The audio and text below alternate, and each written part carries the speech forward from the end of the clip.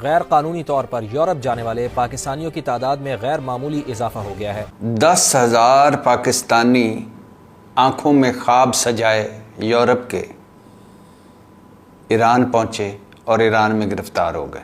अभी आप देखें कि पिछले साल कितने ज्यादा यूथ जो है पाकिस्तान छोड़कर चली गई, पता नहीं किन किन कंट्रीज में गई, लेकिन चले गए। लेकिन अब पाकिस्तान के अवाम कह रही है कि हम यहाँ से जिंदा भागने के लिए तैयार। ये जो पाकिस्तानी बाहर जाने के लिए मतलब मचल रहे हैं, तो भाई पहले अपना स्टैंडर्ड थोड़ा यहाँ पर तो बढ़ाओ। अगर आप पाकिस्तान में कुछ नहीं कर सकते, अपनी होमलैंड में कुछ नहीं कर सकते, बाहर क्या करोगे? बाहर भी आप वेले ही, बाहर तो ज़्यादा मुश्किल ज़िंदगी है। बलूचिस्तान के ज़रिए ईरान और ईरान से आगे जाना था यूरोप, ईरान में ही गिरफ्तार हो गए 10,000 पाकिस्तानी। आपको पता है कि 1947 में जब पाकिस्तान बना तो पाकिस्तान जिंदाबाद के नारे लगते थे, लेकिन अब टीवी चैनल्स पर जो नारे चलते हुए नजर आ रहे हैं वो ये है कि पाकिस्तान से जिंदा भागो चाहे इंडिया चले जाओ।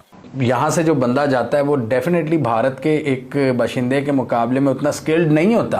भारतीय तो अमेरिका में भी छा रहे हैं, वो टॉप जो फर्म्स हैं, टेक फर्म्स के सीईओज लग रहे हैं, जबकि पाकिस्तानी कहाँ पर खड़े हैं हम सबको पता है। ये एक बड़ा मसला है, ये एक बहुत बड़ा मसला है। जय हिंद दोस्तों, स्वागत है एक और वीडियो में।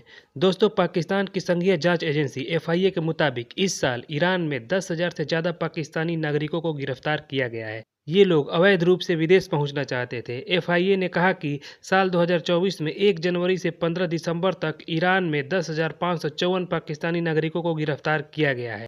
ये लोग बलूचिस्तान के अनजाने रास्तों से ईरान में दाखिल हुए थे। पाकिस्तान के अधिकारियों का कहना है कि ईरान के अधिकारियों ने अलग अलग समय पर इन लोगों को गिरफ्तार करने के बाद चगाई जिले के सीमावर्ती शहर तफ्तान में पाकिस्तान को सौंप दिया था। पाकिस्तानियों के अलावा अफगान नागरिक भी बलूचिस्तान के रास्ते बेहतर भविष्य की तलाश में यूरोपीय देशों में जाने की कोशिश कर रहे हैं। FIA अधिकारियों के मुताबिक साल 2024 में ईरान में गिरफ्तारियों का दर साल 2023 की तुलना में ज़्यादा थी। साल 2023 में ईरान में गिरफ्तार किए गए पाकिस्तानी नागरिकों की संख्या 8,272 थी, जबकि साल 2024 में 10,554 थी। 10,000 पाकिस्तानी आंखों में ख्वाब सजाए यूरोप के ईरान पहुंचे और ईरान में गिरफ्तार हो गए।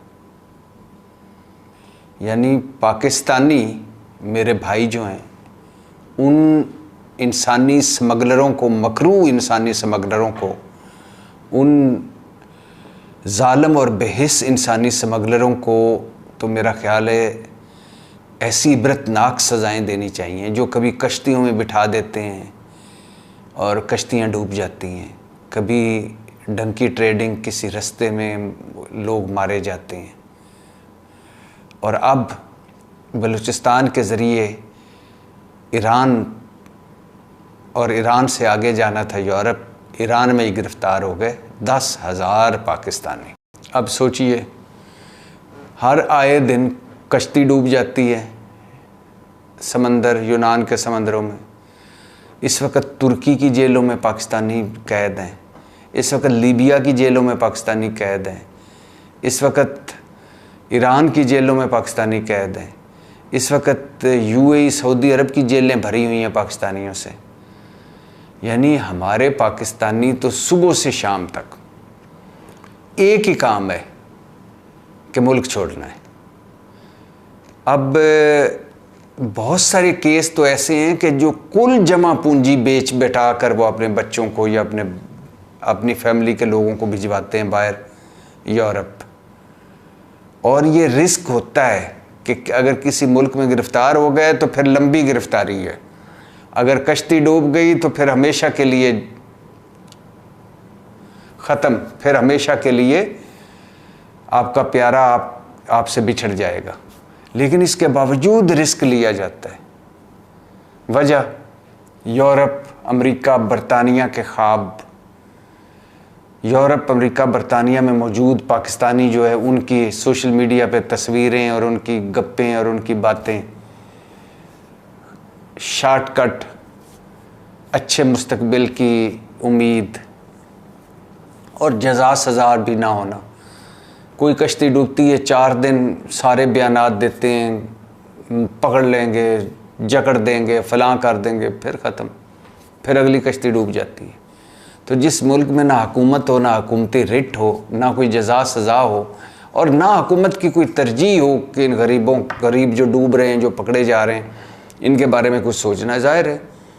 तो वहाँ ऐसे ही होना है। आपको पता है कि 1947 में जब पाकिस्तान बना तो पाकिस्तान जिंदाबाद के नारे लगते थे, लेकिन अब टीवी चैनल्स पर जो नारे चलते हुए नजर आ रहे हैं वो ये है कि पाकिस्तान से जिंदा भागो चाहे इंडिया चले जाओ। जी बिल्कुल ठीक नारे लग रहे हैं। वही चीज़ मैं आपको बताने लगा था कि 1947 समथिंग जब हमारा पाकिस्तान आज़ाद हुआ इंडिया से, अंग्रेज़ों की गवर्नमेंट थी, मैं कह रहा हूँ अल्लाह ना करता ऐसा होता ही ना, सारा पाक हिंद एक होता। आज आपको टमाटर 20 रुपये किलो मिलते, चिकन 150 रुपये किलो मिलता, पेट्रोल 150 रुपये लीटर मिलता आपको।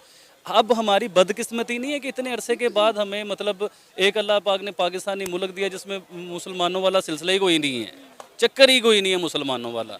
तो इससे अच्छा तो वो मूंदी है, यकीन माने उसके लोग उसे कैसे मानते हैं और वो कैसे अपने लोगों के साथ संसेर है मोदी। हमें मोदी मिल जाए, हमें तो नहीं नवाज शरीफ चाहिए, ना बेनज़ीर चाहिए, ना हमें इमरान खान चाहिए, कोई भी नहीं, जनरल मुशर्रफ भी नहीं चाहिए हमें सिर्फ प्राइम मिनिस्टर मोदी चाहिए जो इस मुल्क के टेढ़ों को सीधा करे, इस मुल्क की मैशियत को ऊपर ले। दुनिया के 5वें नंबर पे आ चुके हैं इंडिया वाले, आपको पता है। तो इस मुल्क को वो ऊपर लेके जाए। अभी हमें तलाश है तैयब उर्दगान की या मोदी की। डिफ़ॉल्ट तो हमने होना ही होना है, क्योंकि ये हमें लॉलीपॉप दे रहे हैं, गलत रास्तों पे चला रहे हैं, गलत इन्फॉर्मेशन दे रहे हैं। जो एक शख्स आया था आपके मुल्क को ठीक करने के लिए, ये बाजवा साहब ने उसका खाना खराब कर दिया। यानी कि आप अच्छी जिंदगी गुजारने के लिए इंडिया के साथ मिलजुल के रहने के लिए तैयार, आप मोदी की हुकूमत को भी कबूल करने को तैयार हैं? जी बिल्कुल तैयार हैं। मोदी साहब ग्रेट मैन क्या कर रही हैं आप, मोदी कोई बुरा इंसान थोड़ी है। इंडिया के जो मुसलमान हैं वो 150 रुपये लीटर पेट्रोल ले रहे हैं ना, 150 रुपये का चिकन इंडिया वाले ले रहे हैं ना, इंडिया के मुसलमान। तो हम भी इंडियन मुसलमान होते, हमें क्या फ़र्क पड़ता है। इस मुल्क में जहाँ हमारे बच्चों को रोटी नहीं मिल रही है, आप यकीन कीजिए, पानी नहीं मिलता, लाइट नहीं मिलती, सुई गैस नहीं है हमारे घर में, सिलेंडर जब हम भरवाते हैं ना, सिलेंडर भरवाने जाते हैं वो भी ब्लैक में मिलता है हम लोगों को। तो सम टाइम फील होता है कि यार हम क्यों पैदा हो गए हैं। अभी आप देखें कि पिछले साल कितने ज़्यादा यूथ जो है पाकिस्तान छोड़कर चली गई, पता नहीं किन किन कंट्रीज में गई, लेकिन चले गए। लेकिन अब पाकिस्तान के अवाम कह रही है कि हम यहाँ से जिंदा भागने के लिए तैयार हैं, चाहे हमें इंडिया जाना पड़े। जी बिल्कुल ठीक कह रहे हैं। ये क्या कर रहे हैं हमारे साथ, ये किस रास्ते पे लेके जा रहे हैं हम लोग। यानी कि ये चाह रहे हैं कि आम सिविलियन जो है वो चोर बन जाए, डकैत बन जाए, पिस्तौल पकड़ ले, छुरा पकड़ ले, चाकू पकड़ ले। आप समझिए मेरी बात को जो मैं कहना चाह रहा हूँ। आपके बच्चे हैं, जब रात को आप अपने बच्चों की रोटी पूरी नहीं ना कर सकेंगे, आप कहेंगे हम कौन से मुल्क में पैदा हो गए हैं। कि जो हम देखिए इंसान की ज़रूरियात होती है, गाड़ी बंगला, अच्छे कपड़े, अच्छा खाना, मतलब इसमें तो हमारा आटा चीनी नहीं पूरा हो रहा, गाड़ी बंगला तो बहुत दूर की बात है।